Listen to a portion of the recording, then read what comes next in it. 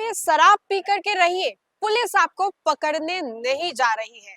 घबराइए मत, ये हमारा कहना नहीं है बल्कि बिहार सरकार के वो नेता और केंद्रीय मंत्री जीतन राम मांझी का कहना है। जीतन राम मांझी जो कि बेबाकी के साथ बोलने के लिए जाने जाते, अपने बातों को रखने के लिए जाने जाते हैं। इसी कड़ी में केंद्रीय मंत्री जीतन राम मांझी जो है बिहार में शराबबंदी को लेकर के लगातार मुंह खोलते हुए नजर आ रहे हैं।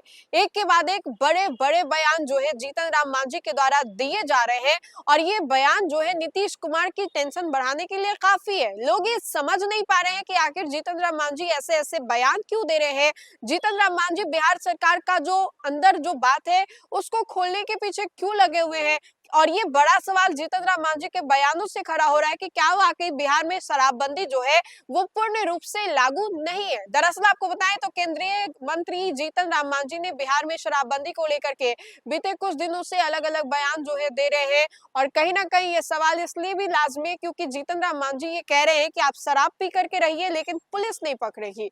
आप शराब पीजिए, 100 ग्राम जो लोग हैं वो पी लेते हैं और उन लोगों को बहुत महंगा मिलता है, लेकिन अमीर लोग जो है चुपचाप बंद कमरे में पी करके सो जाते हैं। लेकिन अमीर लोग के अलावा गरीब लोग जो शराब का सेवन करते हैं वो लोग सड़कों पर ऐसे उधर इधर मंडराते रहते हैं और उन लोगों को पुलिस पकड़ करके जेल में ढकेल देती है। ये तमाम जो इतनी देर में हमने आपको बयान सुनवाई बताया वो जीतन राम मांझी का कहना है। वैसे मैं आपको बताएं तो इन सभी चीजों के बाद जीतन राम मांझी ने शुक्रवार को एक बार फिर से शराबबंदी को लेकर के चौंका देने वाला बयान दिया जिसमें कि उन्होंने कहा कि शराब पी करके आइए लेकिन पुलिस आपको पकड़ेगी नहीं। अब ऐसे में ये सवाल इसलिए भी लाजमी है कि एक और जहां वर्ष 2016 में मुख्यमंत्री नीतीश कुमार ने शराबबंदी लागू किया तो अब उसके बाद से बिहार सरकार लगातार इस बात का दावा करते है कि बिहार में शराबबंदी जो है वो पूर्ण रूप से लागू है। लेकिन जीतन राम मांझी आखिर ऐसे बयान जो है वो क्यों दे रहे हैं। जीतन राम मांझी एक के बाद एक चौंका देने वाले बयान जो है वो देते नजर आ रहे हैं। इसी कड़ी में उन्होंने एक बार फिर से कहा कि शराब पी करके जाइए, पुलिस नहीं पकड़ेगी। आपको बताएं तो बिहार में नई सरकार के गठन के बाद एक बार फिर से शराबबंदी कानून पर सियासी बहस जो है वो तेज हो गई है। मंत्री जीतन राम मांझी ने शुक्रवार को पटना एयरपोर्ट पर शराबबंदी को लेकर के खुल करके अपनी बात जो है वो रखी।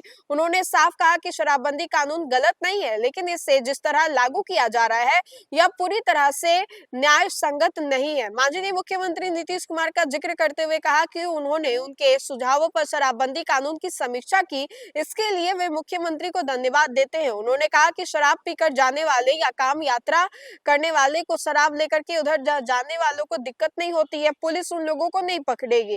केंद्रीय मंत्री ने भी बड़े और रसूखदार लोग शराब के मामलों को लेकर के बयान दिया, जबकि गरीब और कमजोर वर्ग के लोगों पर सबसे ज्यादा मामले दर्ज किए जाते हैं, ये जीतन राम मांझी ने कहा है।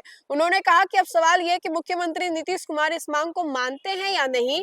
अपने निजी जीवन का उदाहरण देते हुए मांझी ने अपने परिवार का जिक्र किया और कहा कि मेरे भी पिता जो है वो शराब बनाते थे, मेरी माँ पिता दोनों शराब बनाते थे।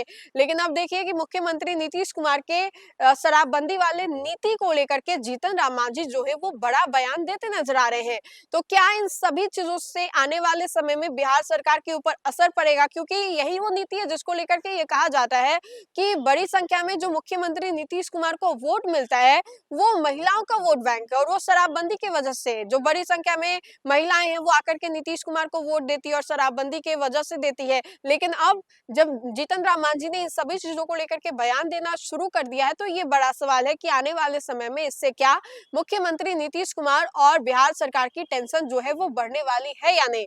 बहरहाल आपको क्या लगता है कि क्या वाकई बिहार में शराबबंदी कानून पूर्ण रूप से लागू है या फिर नहीं, ये आप हमें कमेंट के माध्यम से जरूर बताएं। तो फिलहाल के लिए इस खबर में इतना ही। खबरों का सिलसिला लगातार जारी रहेगा। देखते रहें न्यूज़4नेशन। बहुत बहुत शुक्रिया।